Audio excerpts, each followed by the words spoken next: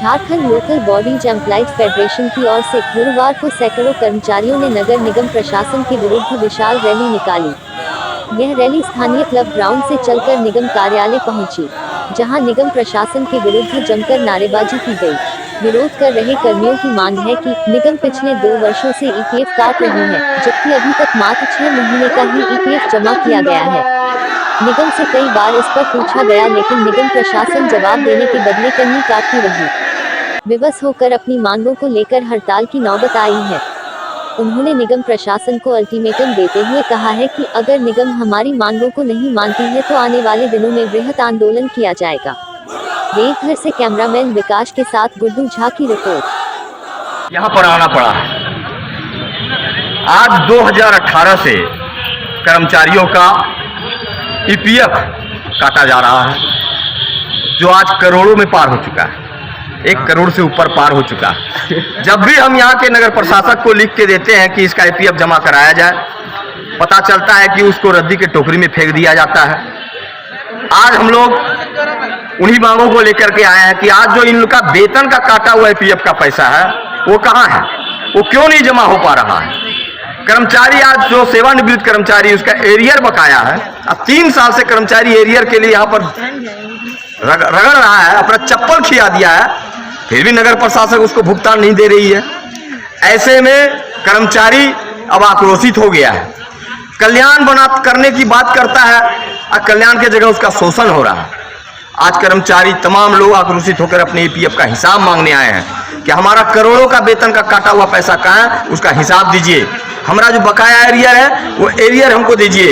यहाँ पर कर्मचारी जो सेवानिवृत्त हो जाता है, जब तक वह नियमित कर्मचारी है, काम करता है, तब तक तो ठीक है। सेवानिवृत्त होने के बाद सालों साल तक उसको ग्रेच्युटी नहीं मिलता है, जबकि नियमतः जिस ऐसे ही उसको रिटायर होवे उसको ग्रेच्युटी का भुगतान 1 महीने के अंदर होना चाहिए। 1 महीने के अंदर उसका ग्रेच्युटी नहीं मिलता है, पेंशन समय पर नहीं मिल रहा। ऐसे में कर्मचारी कहाँ जाएंगे जिसके पास कोई आशा नहीं है। इसलिए आज हम लोग इन तमाम मांगों को लेकर के नगर प्रशासक का घेराव करने आए हैं और अपनी मांग को लेने आए हैं। अगर आज हम लोगों की मांगों पर अगर वह विचार करते हुए पूरा नहीं किया तो आने वाला समय में हम लोग फिर से आंदोलन करने के लिए मजबूर हो जाएंगे, और जिसकी सारी जवाबदेही यहाँ के निगम प्रशासक की होगी। अगर आपने अभी तक हमारे चैनल को सब्सक्राइब नहीं किया है तो तुरंत चैनल को सब्सक्राइब करें और बगल वाले बेल आइकॉन को दबाना न भूलें।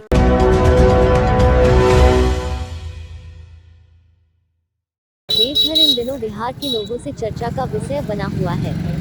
जी हाँ, बिहार में शराबबंदी के बाद सीमांचल एरिया देवघर में एक से एक शराबियों का जमावड़ा लग रहा है। देवघर के एक होटल में भी कुछ ऐसा ही देखने को मिला, जहां शराब के नशे में धुत लोगों ने होटल के अंदर ही तोड़ शुरू कर दिया। होटल संचालक ने इसकी सूचना स्थानीय प्रशासन को दी। सूचना पाकर मौके पर पहुंची पुलिस ने होटल के अंदर से शराबियों को पकड़कर अपने साथ थाने ले आई।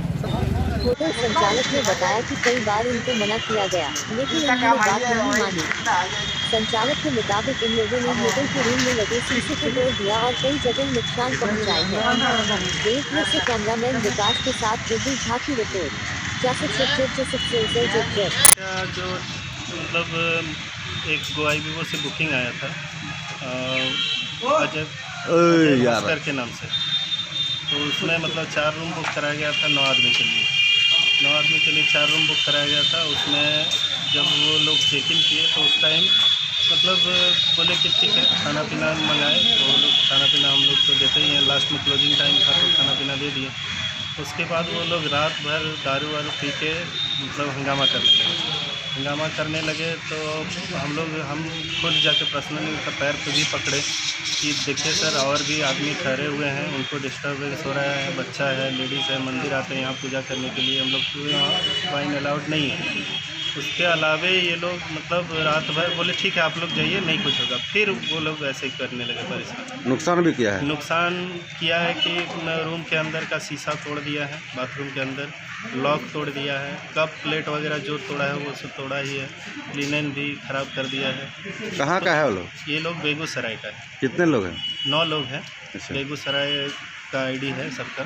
अच्छा। तो उसके बाद हम लोग मेरा तो खुद तबीयत ख़राब था तो हम लोग सुबह उठ नहीं पाए, मतलब रात भर सोए नहीं हैं। तो 1-2 घंटा हम सोए, आराम किए, उसके बाद फिर जैसे मालिक को इन्फॉर्मेशन दिए, सुबह चुपचाप हो गए। मतलब 5-4 बजे तक ये लोग हंगामा किए, उसके बाद हाथ पैर जोड़े, तो उसके बाद चुपचाप हो गए, उसके बाद नहीं करने लगे। फिर सुबह सो गए सब लोग, सब सो के उठे, उसके बाद फिर एक उसमें से 2 आदमी वो दारू का कार्टून लेके अंदर आ रहे थे। तो वो क्या बोलते हैं, दारू का जैसे कार्टून लेके आया, हमारे पास गया, हमारे स्टाफ बोला कि ऐसे ऐसे सर बात है। तो हम तुरंत थाना को आए, एप्लीकेशन दिए कि ऐसे रात भर तोड़-फोड़ किया है और फिर दारू पीने के लिए मतलब वो लोग लेके आया, जो कि हमारे यहाँ अलाउड नहीं है। तो इस केस में हम लोगों ने थाना को इन्फॉर्मेशन दिया और उसके बाद पुलिस ने कार्रवाई की। आपका क्या नाम है? मेरा नाम विकास। अगर आपने अभी तक हमारे चैनल को सब्सक्राइब नहीं किया है तो तुरंत चैनल को सब्सक्राइब करें और बगल वाले बेल आइकॉन को दबाना न भूलें।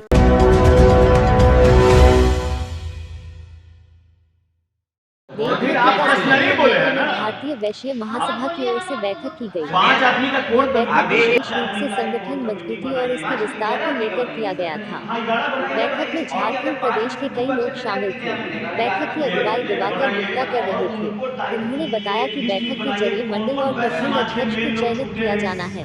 साथ ही ठंड को देखते हुए कई कार्यक्रम भी आयोजित किए जाने हैं। इसको लेकर रणनीति तैयार की गई। देवघर से अवनीश। में हम लोग जिले के सभी पदाधिकारियों के साथ बैठक में निर्णय लेने वाले हैं कि अपने देवघर जिला के अंदर जो 10 मंडल है, 10 प्रखंड जो है, 10 प्रखंड में मंडल प्रखंड अध्यक्षों की नियुक्ति होती, एक प्रभारी हम लोग नियुक्त कर रहे हैं। प्रखंड अध्यक्ष बने उसकी चर्चा रहेगी और 1-2 दिनों में हम लोग गरीब गुरबा जो फंड से छुटते हैं वैसे लोगों के बीच कंबल वितरण किया जाएगा। युवा मोर्चा, वैश्य महासभा का युवा मोर्चा का भी जिला के अध्यक्ष को हम लोग नियुक्ति करने के लिए आपस में विचार कर रहे हैं। इसी सब लेके हम लोग आज बैठक कर रहे हैं कि अपना वैश्य सभा ज़्यादा से ज़्यादा संगठन मजबूत कैसे हो और ज़्यादा से ज़्यादा सदस्यता इसका कैसे बने और जुटे लोग और हम लोग आगे बढ़े और आने वाले दिनों में वैश्य उभरे, यही सोच के साथ हम लोग बैठे। अगर आपने अभी तक हमारे चैनल को सब्सक्राइब नहीं किया है तो तुरंत चैनल को सब्सक्राइब करें और बगल वाले बेल आइकॉन को दबाना न भूलें।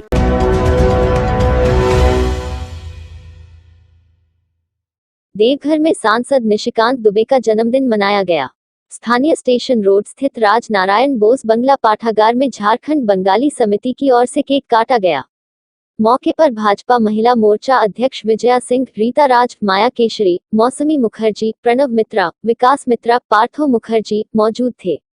इन लोगों के द्वारा बैद्यनाथ धाम रेलवे स्टेशन पर अनाथ असहाय लोगों को भोजन कराया।